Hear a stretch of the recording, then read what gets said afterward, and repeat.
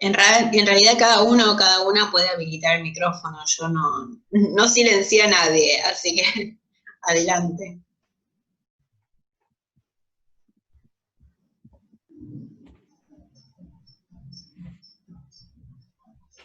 No hay ninguna duda, todo claro.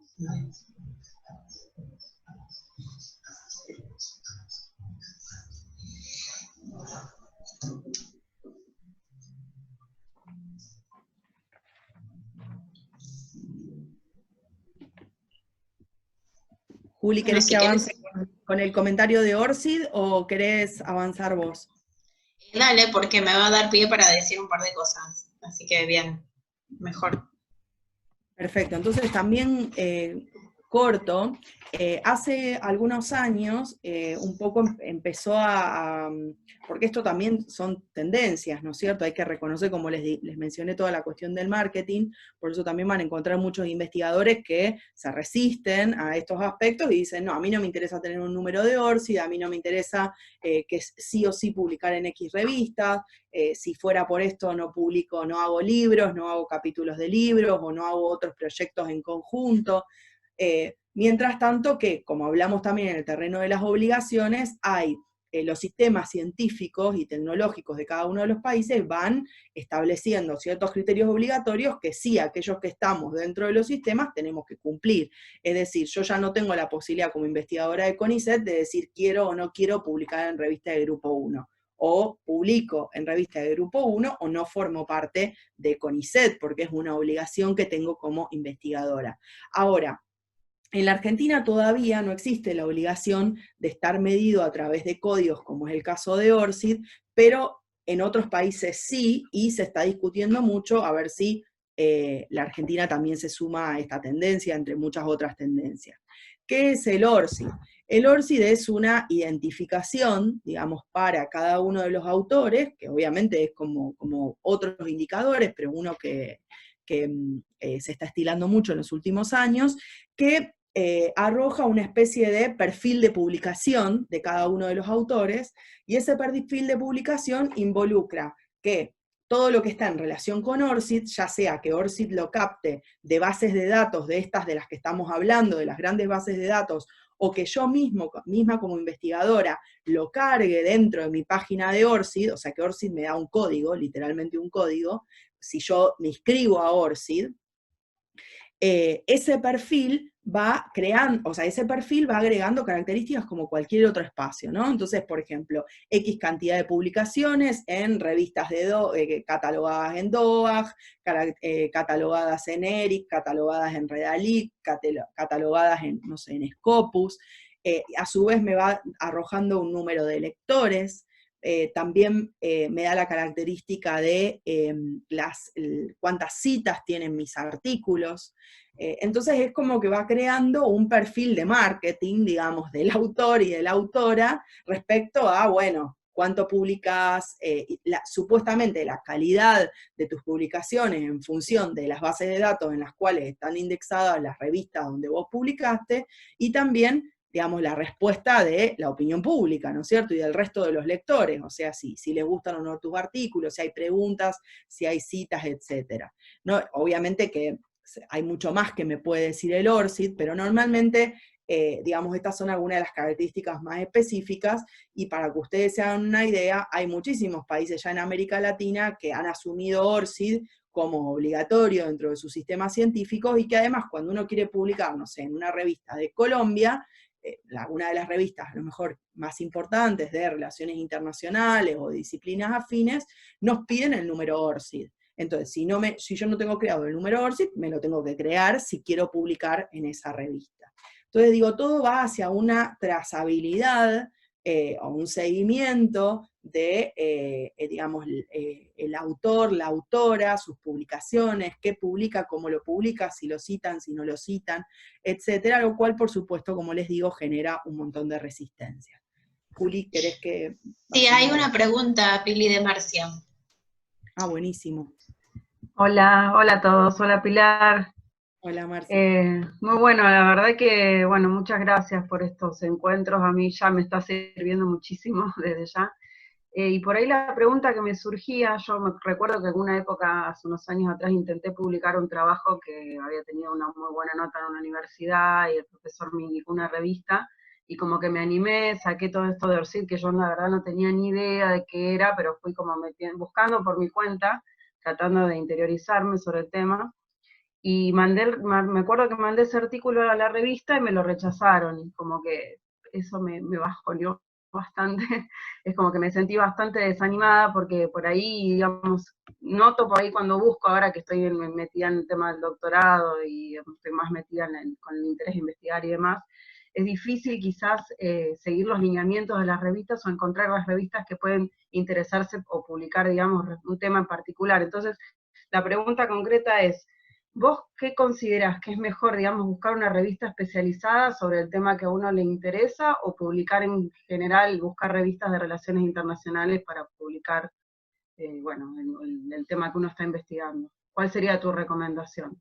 Y si se haría, digamos, por esa web, esta la conocía, me la habían recomendado en Flaxo, la de cómo busco, dónde busco, ¿Dónde lo si publico? es, de dónde lo publico, perdón. O si conviene buscar ahí, o ir directamente a esa web de CONICET que no conocía y buscar las revistas ahí. Esa es mi pregunta, 2 preguntas. Gracias.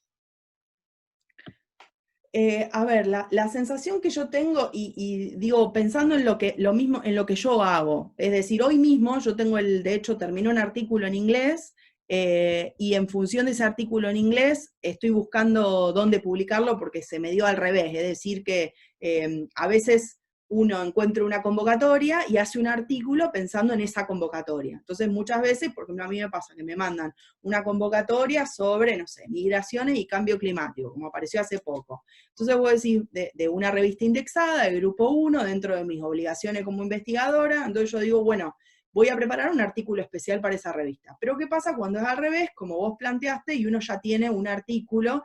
Entonces, yo creo que lo que hay que hacer es pensar en las características centrales de ese artículo y en función de eso buscar la revista.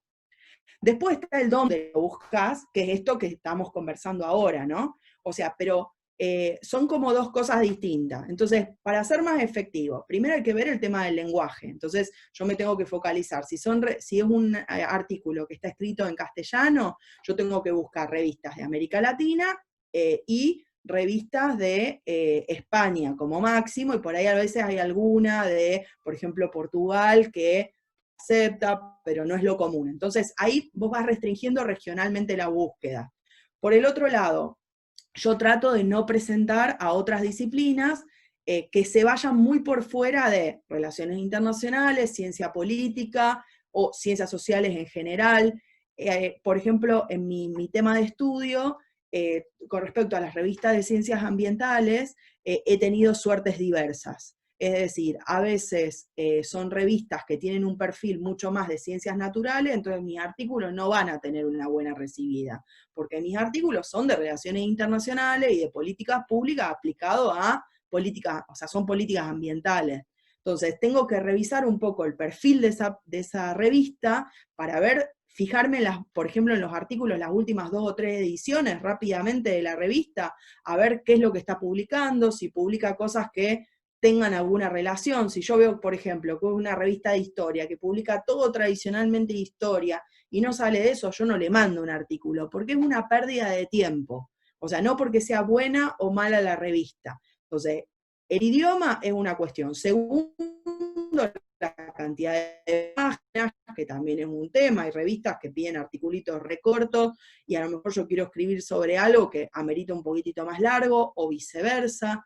Entonces, hay como, digamos, es importante mirar las características de mi artículo, o sea, qué es lo que yo tengo en mi artículo para buscar la revista adecuada. Yo suelo ir por relaciones internacionales y ciencias sociales, a veces voy por ciencias ambientales, y el tema del idioma me modifica mucho. Por ejemplo, ahora ya les digo, tengo un artículo en inglés, entonces estoy en plena búsqueda de dónde colocarlo de modo estratégico. Y en términos del dónde, estas herramientas que estábamos hablando, podés hacer las dos cosas, podés ir por donde lo publico, y también podés utilizar, que después les vamos a dejar los links, la página de CAICIT, y ahí haces tanto la búsqueda por región como por tipo de revista.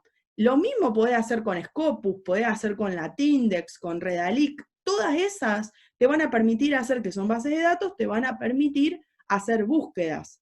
Lo que pasa es que esas bases te permiten identificar dentro de las revistas que integran su propia base de datos. En cambio, cuando vos vas a estos sitios que son gubernamentales o más amplios, tenés todas las revistas. Entonces, por ahí tenés revistas que son para la Argentina, por ejemplo, el denominado Grupo 3, que para aquellos y aquellas que empiezan a publicar por primera vez, no está mal presentarse a un artículo de Grupo 3, como muchas veces yo les digo a las chicas y los chicos de la OPEA. No sé si te ayudo, Marcia, con la respuesta. Sí, sí, excelente, es como un ángel, una aparición.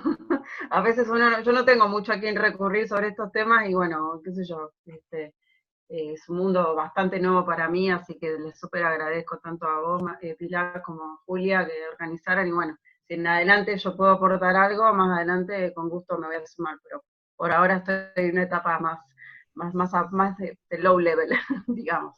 Así que no, muchas gracias, buenísimo, gracias. No, buenísimo. Y siempre, siempre voy prometiendo pasarla a Julia, un horror de mi parte, después me voy a callar, les prometo. Pregúntenos por privado todo lo que nos quieran preguntar, por características específicas, porque a veces uno presenté una ponencia, presenté un artículo, no sé, para el doctorado, para la maestría, o no sé, tengo mi tesina de grado. Entonces también todo eso amerita quizás distintos tipos de publicaciones, el momento en el que ustedes están, qué es lo que están buscando, qué tipo de producto tienen, así que no hay problema con que hagan preguntas después específicas que nos las manden a nosotros para que y los ayudemos por ahí con más detalle. Juli, es todo tuyo. Bueno, no, yo hago dos aclaraciones. Uno que quizás lo dijiste y no sé si quedó muy claro. ORCID, más allá del tema de ver la popularidad del autor o la autora, a mí me parece útil porque hace que más allá de tu nombre, si vos tenés un nombre súper común, sea mucho más fácil buscar lo que publicaste. Y en ese sentido me parece útil, más allá de las modas, ¿no? Me parece que está bueno, porque por ejemplo, creo que nos ha pasado a todos, que buscas un artículo de un autor, lo googleás y aparecen cosas de otras disciplinas que no tienen nada que ver. Entonces, a veces me parece útil, o no sabes cómo escribir el nombre, o hay errores de ortografía, o lo que sea. Entonces, si vos entraste a una publicación de ese autor, encontraste ese código, y después buscas con ese código, me parece que puede estar bueno, más allá de la parte marketinera. Eso como para agregar lo que vos habías dicho, que bueno, obviamente todo lo que dijiste es así. Yo lo que les voy a contar es más marketing, porque yo, más allá de mi participación en OPEA y demás, yo participo también un poco más de algunos grupos de investigación en lingüística, y en lingüística es todo marketing, entonces es como que hay una moda, así que lo que importa es venderse. Y además mi hermana también está en neurolingüística, así que estamos ahí como muy pendientes de la moda. Y una cosa que, además de todos los índices que son, digamos, muy serios y todo lo que contó Pili, a mí lo que me pasó es que, en lo personal, que yo no conocía la diferencia entre los distintos grupos en los distintos índices. Entonces, una cosa que sucedió es que yo entendía que si era grupo 1 para CONICET, seguramente iba a estar bien, digamos, catalogado o bien jerarquizado en cualquier otras métricas o cualquier otro índice que encontrara. Y resultó que no. Y una cosa que pasó, que yo creo que probablemente no sirva mucho lo que les voy a comentar, porque probablemente sea más para gente que hace doctorados, no es mi caso, pero sí para algunas becas o algunas cosas, especialmente fuera de Latinoamérica o fuera de Argentina, es que es muy importante estas métricas de las revistas y de cada autor o autora, y que hay muchos sistemas para medir esas métricas, y especialmente para medir el impacto, especialmente referido a las citas que tiene un artículo.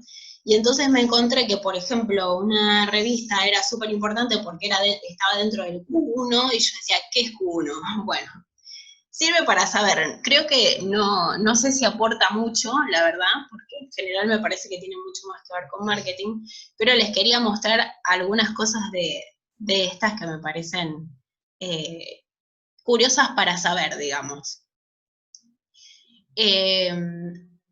¿Ahí ven mi pantalla? Bueno, acá... también necesito que me hablen para decir sí, no, o preguntas, porque los acabo de minimizar. Así que, bueno, esto es un índice que es esto que yo, o sea, que tiene esto que yo decía de Q1, Q2 y demás. Es un índice de revistas que también hace rankings por país, donde se usan distintos indicadores, y creo yo que uno de los indicadores más importantes es la cuestión del impacto, referida específicamente a números de citas. Y les quería mostrar, por ejemplo, que para estos rankings, dentro de lo que es ciencia política y relaciones internacionales para el grupo Q1, todos o casi todas las revistas dentro de Q1 están en inglés. Fíjense, no sé si ven acá al costado, son o de Inglaterra o de Estados Unidos. Acá hay una alemana, pero que también es en inglés. Todo Inglaterra y Estados Unidos. Y después, si vamos, acá también podemos buscar revistas por región. Si vamos a Latinoamérica, para nuestra disciplina, hay solo dos revistas del grupo Q1 que están en español. Entonces, ¿qué significa esto? No quiero decir con esto que sean todas malas las revistas, sino que hay mucha diferencia en los rankings. Obviamente hay mucha diferencia en los indicadores que usa cada ranking, pero también es como un poco sorprendente o que te agarra desprevenida, me parece, encontrarte con que hay los rankings que priorizan algunos lugares, algunos centros de investigaciones o incluso algunas becas, son muy diferentes a los que por ahí se priorizan acá en Argentina. Esto principalmente, como les decía, en lingüística importa creo que en algunas ciencias naturales. La verdad no sé cuánto importa en relaciones internacionales en otros lugares del mundo. Creo que en Argentina no importa mucho, pero es interesante saber que existe, digamos. Y después tenemos o sea, hay distintas métricas, además de este ranking, digamos, de Q1, Q2, Q3 y Q4, hay distintas métricas que hay gente muy pendiente de eso, o sea, algunos centros de investigación muy pendientes, como este que les puse acá, que es de impacto, pero impacto en un sentido amplio. Entonces trabaja 5 categorías. Las citas, el uso, entendido como descargas y clics y demás. Las capturas, entendido como cuando la gente pone favoritos o utiliza un código y demás. Las menciones pueden ser en